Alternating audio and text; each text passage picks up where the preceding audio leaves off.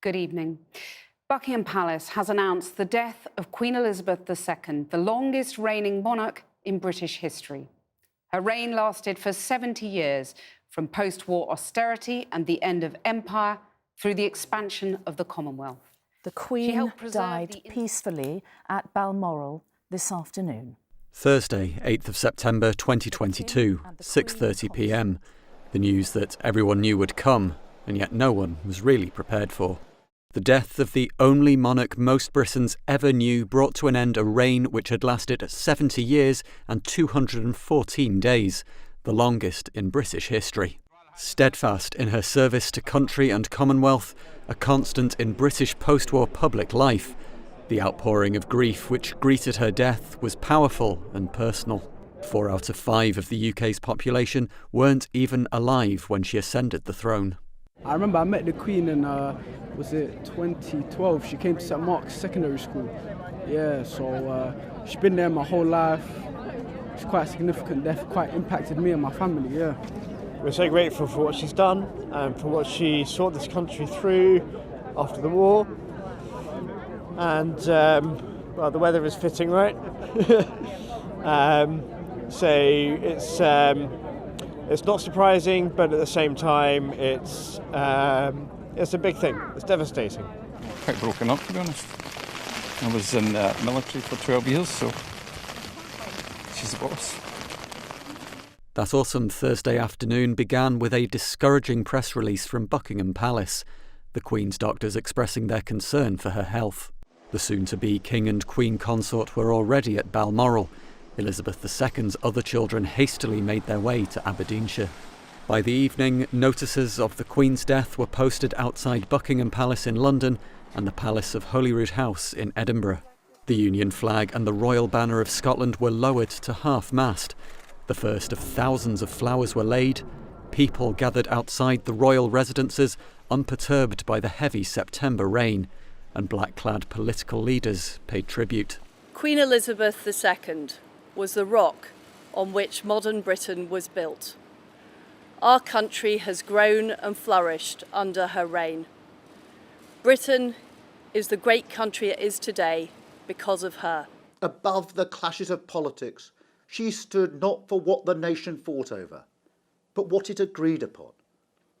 In crisis, she reassured us, reminding us that we are all part of something that stretches back through time, a symbol of the best of us. Scotland loved, respected and admired her. And by all accounts, Her Majesty was really happier than when she was here in Scotland at her beloved Balmoral. As dawn broke the following day, king and country began adjusting to a world without their matriarch. A moment I've been dreading, as I know a lot of people have, but try and keep everything going. Absolutely. Come. Charles's interactions with the crowd outside Buckingham Palace marked an immediate change from that of his predecessor, less formal, more tactile. Whilst he performed his functions as a king, there was sympathy for Charles the man, the son. It was amazing to see his emotion there that he's feeling. He's got a hard job in front of him, but he's had a fantastic mentor. So I wish him well, and it was nice to hear the God Save the King and Hip Hip Hooray and all of those. So I wish him well, and hopefully he does us all proud, and I'm sure he will do. 96 guns rang out from Edinburgh down to Gibraltar, one for every year of the Queen's extraordinary life. The Queen's favourite sport, horse racing, paused for 2 days as a mark of respect. Queen Elizabeth saw 15 prime ministers during her remarkable reign. The latter 3 of those led tributes in the Commons. She saw off her 14th prime minister, and I can tell you, in that audience, she was as radiant and as knowledgeable and as fascinated by politics as ever I can remember. I had a split-second decision to make. I picked up the cheese, put it on the plate and put it on the table. And I turned round to see that my every move had been watched very carefully by Her Majesty the Queen. I looked at her, she looked at me, and and she just smiled.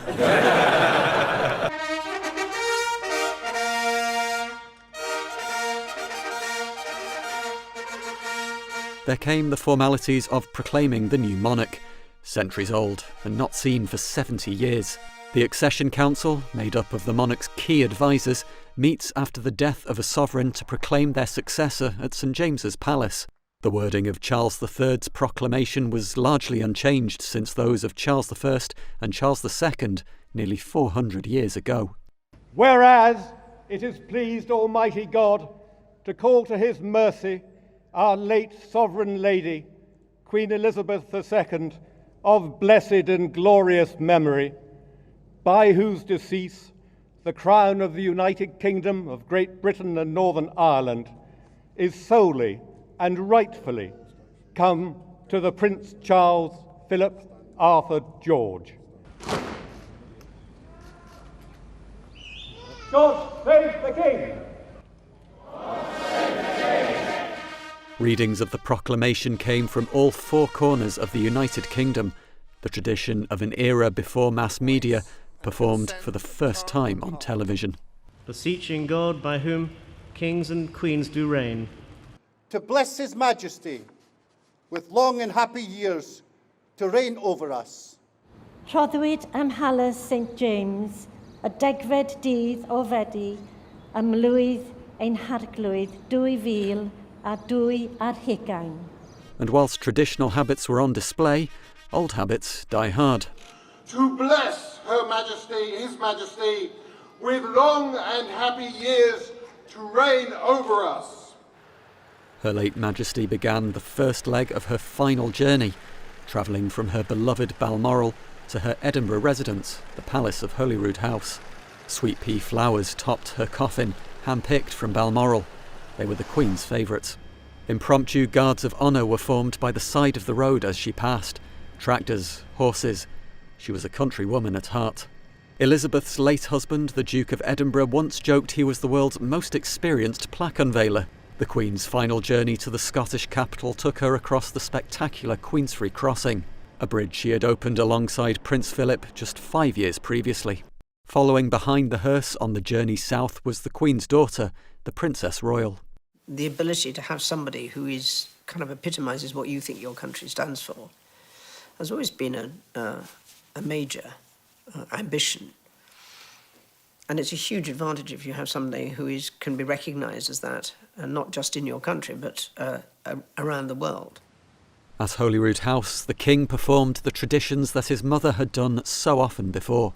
As she reposed just metres away inside the palace, Charles inspected the Guard of Honour and received the keys to the city of Edinburgh for the first time as sovereign. The Queen was then carried along the Royal Mile to St Giles Cathedral, where she would lie in state for 24 hours. This time her hearse was followed by all 4 of her children, who kept vigil inside the cathedral.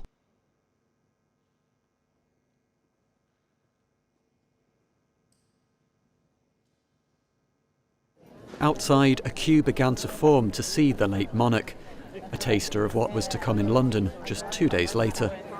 Tuesday, and as the Queen moved south to London, the new king visited Northern Ireland. Elizabeth and Charles had an unquestioned affection for the island of Ireland, although their visits were politically and emotionally charged affairs. Their affection was and is reciprocated by many, whilst for others north of the border, the British monarch is the symbol of a union they do not wish to be a part of. There was warmth, however, between King Charles and Michelle O'Neill, Vice President of the Irish Republican and Nationalist Party, Sinn Féin. Thank you so much for the incredibly kind things that you said about my mother. Well, she played a great role here in terms of reconciliation and building our peace, so it's the end of an era for sure. On a rain-soaked evening back in London, crowds lined the streets to watch the moving sight of the Queen's last ever return to Buckingham Palace.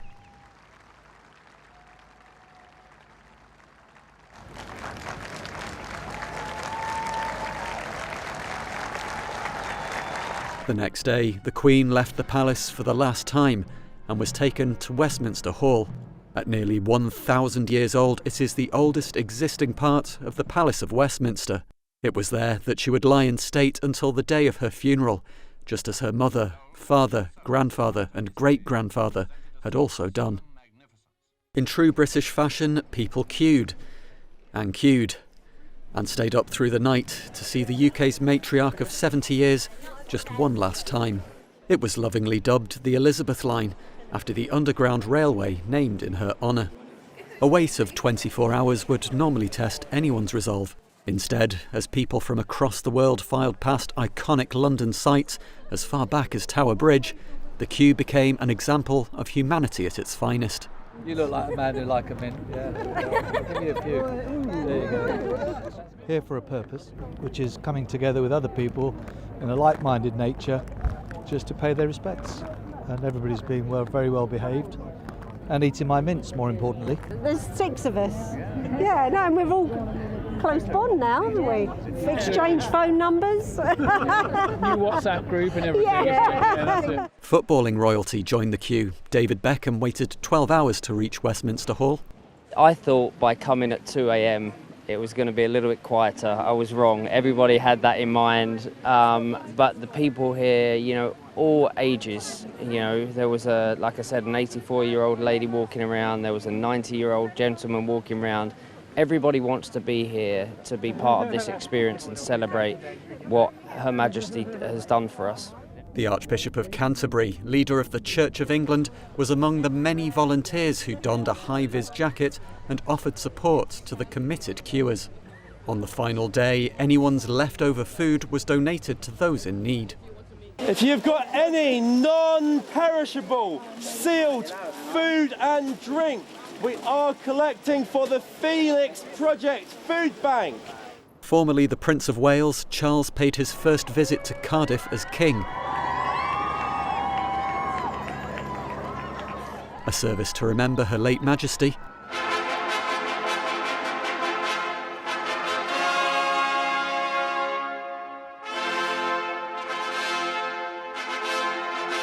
Dear friends, we have come together this morning to give thanks to God for the life of Queen Elizabeth II.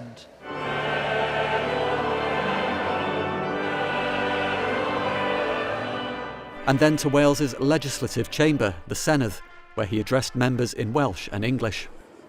Diolch o galon I chi am ich geriau caredig. I am deeply grateful for the addresses of condolence which so movingly paid tribute to our late sovereign, my beloved mother, the Queen. Anti-monarchy protests were perhaps more evident here than any other part of the country. The title of the Prince of Wales is given to English-born and raised heirs to the throne and is seen by some as a symbol of Welsh subjugation. Wales was close to the Queen's heart, nowhere more so than the village of Aberfan, devastated by a coal-tip spill which killed 116 children, most under the age of 10. Elizabeth was deeply moved by her first visit to the bereaved community, and she returned to the village many times. In the days after her death, people remembered the Queen's delicate yet powerful responses in moments of national tragedy, the presence and words of the head of state providing strength when people felt weak. I want to express my admiration for the people of our capital city, who, in the aftermath of yesterday's bombings, are calmly determined to resume their normal lives. That is the answer to this outrage. She was extraordinary in these disasters and traumatic occasions. It was, again, all very quiet, and it was almost as if she was there as a mother and a parent, and a grandparent, to sympathise with people who'd lost or suffered. Nothing contrived about it at all. And she always trod that fine line between breaking down, which must have been quite hard not to do in certain circumstances, and showing maximum sympathy and empathy. And I have to say, I think most people feel this, that if you woke up in bed one day and you were involved in an accident, you want to see her rather than certain prime ministers one can think of. All prime ministers, actually. She's the one person who perhaps you would want from outside. And that's a great tribute to her, really. And I think most people felt that. And she did it with understated grace and sympathy, always, without fail. And then I remember she asked, was I there on the night? Where was I? Yeah, I live right in front of it. We were evacuated about 1 o'clock. The flames were just unbelievable. It's like a movie. Even though I was in shock, I still felt comfortable. I felt happy to talk to her. It was still this sadness, but this feeling of we're not alone. The Queen has always been there. And she's not only always been there, she's always been herself. She's been consistent. She made a promise when she was 21 that she would serve her country and the Commonwealth for as long as she lived. And she delivered on that promise. On the 4th day of Her late Majesty's lying in state, the Queen's grandchildren stood vigil by her coffin. Solemn, ordered, a rare glimpse of all 8 grandchildren coming together, mourning alongside members of the public who shared their love for the Queen. Elizabeth's affection for her grandchildren was always evident, as at Prince Harry's christening, talking to Peter and Zara about their new puppy. It's called Dash. Dash. And you know the word you use when you're cross. Dash. It comes out frightfully well as a dog's name, you see. The queue outside Westminster Hall wasn't getting any shorter, and the King and Prince of Wales came to Lambeth Bridge on Saturday to show their appreciation to those who patiently waited. We come from Peru. We love you, Mama. As the funeral approached, full overnight dress rehearsals took place with military precision. Overseas heads of state and dignitaries began to arrive and share their own memories of Britain's longest reigning monarch. As Prime Minister, I benefited from her counsel, her thoughtfulness, her curiosity, her sense of humour, and the engagement that showed a deep and abiding interest in and love for Canadians. She asked questions in a level of detail that showed me she was keeping a very close eye on affairs. But at the same time, she was also a mum and she was a grandmum. And so I asked her I just asked her a little bit about life, and including during lockdown, and she was always very forthcoming. The fact that during COVID we spoke twice, she's just checking in, seeing that we were doing okay. It really did feel like someone was looking out for you. The Queen's predecessors reigned over a Britain whose empire was expanding. In the early years of her reign, Elizabeth oversaw an imperial shrinking and the emergence of the Commonwealth of Nations. At the time of her death, the Queen was sovereign of 14 countries besides the UK. Those nations marked the passing of a Queen who saw many of them become independent states, but some also spoke of a future without the British monarchy. My job as Prime Minister of Australia is to represent Australia at this historic time, and I believe you can have different views, as Australians do, a range of views over our constitutional system, but be united in respect for the life of service that Her Majesty Queen Elizabeth showed to Australia, to the Commonwealth, and indeed to the world. It's nothing personal. It's not about Queen Elizabeth or King Charles. It is getting a head of state who is Jamaican as a symbol to our country that we have accepted the full reins of sovereignty and sworn to protect the Jamaican people and the Jamaican people only. At 8 p.m. on the eve of the Queen's funeral, the United Kingdom fell silent.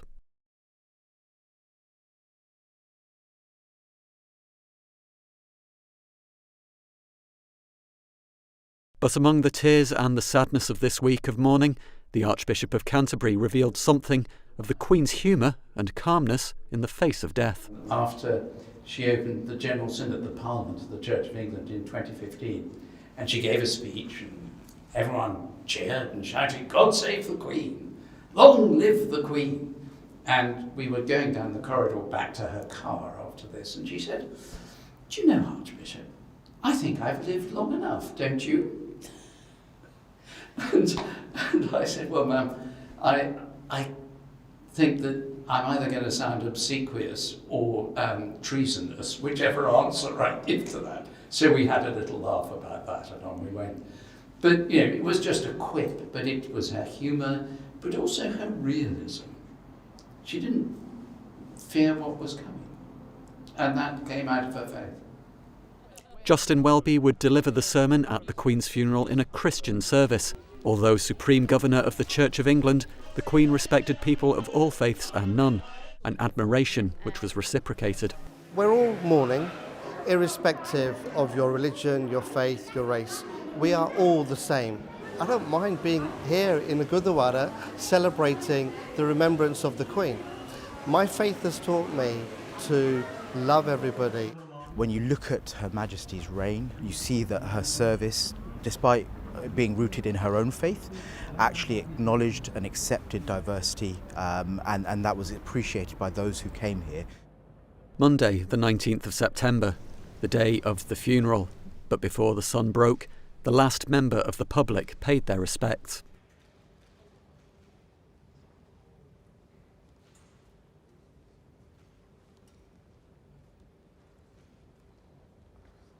Some 250,000 people had made this pilgrimage, forming friendships and sparking romances, all in the space of 4.5 days. Blackrod, the ceremonial officer of the House of Lords, formally closed the lying in state. The end of the Elizabeth line.